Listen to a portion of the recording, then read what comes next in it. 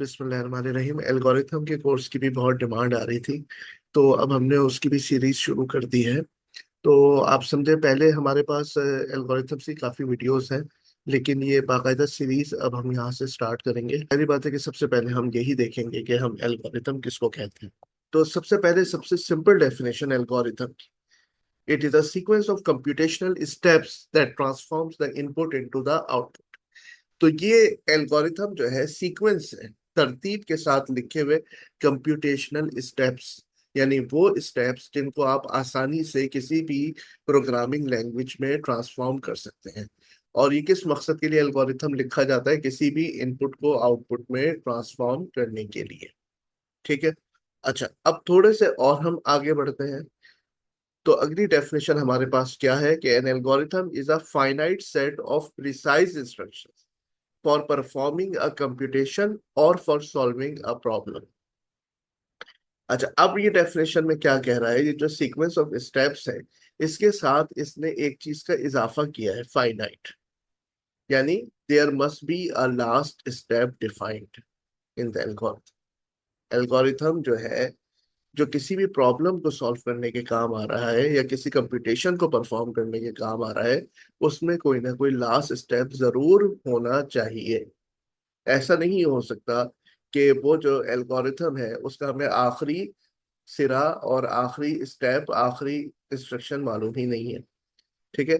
तो एक बात यह है कि एल्गोरिथम जो है, सेट ऑफ इंस्ट्रक्शंस तो है, लेकिन finite set of precise instruction. Precise instruction से मुराद यह है कि वेल डिफाइंड इंस्ट्रक्शंस, कि आप एक इंस्ट्रक्शन को उठाएं और आपको पता हो कि इसके बिहाफ पर मैं कौन सी हाई लेवल लैंग्वेज की प्रोग्रामिंग स्टेटमेंट लिखूंगा।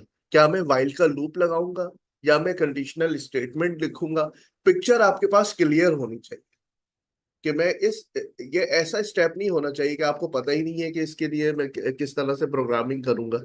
तो finite set of precise instructions, well defined instructions होनी चाहिए जिसको आप आसानी से प्रोग्राम कर सकें।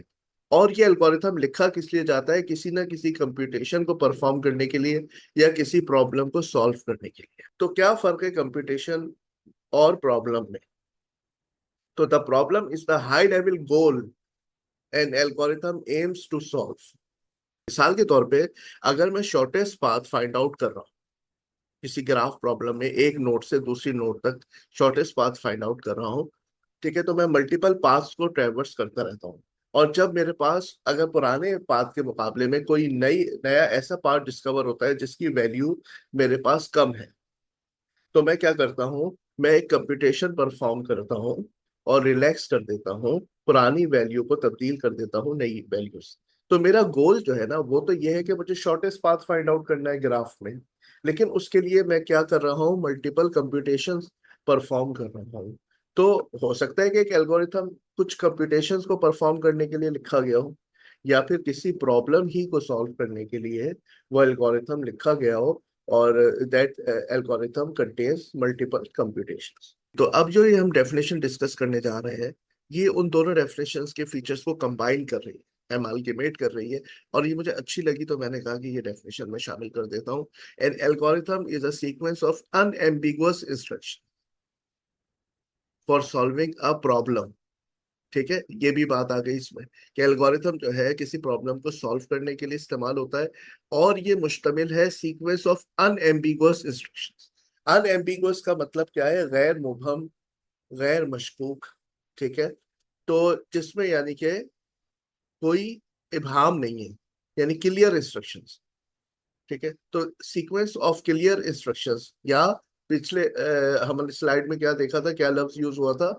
जी बिल्कुल सही, प्रिसाइज इंस्ट्रक्शंस।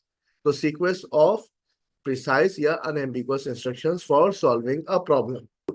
वो प्रॉब्लम सॉल्व करने के लिए हमारे पास जो प्रिसाइज इंस्ट्रक्शंस की सीक्वेंस है, वो हमारे पास क्या है? एल्गोरिथम। अच्छा, मकसद क्या है? For obtaining a required output for any legitimate input. आपने इनपुट ऐसी शक्ल में दिया है जो एक्सेप्टेबल है कंप्यूटर के लिए, और वो जो इनपुट है उसको वो प्रोसेस करेगा और किसी आउटपुट में कन्वर्ट करेगा in a finite amount of time.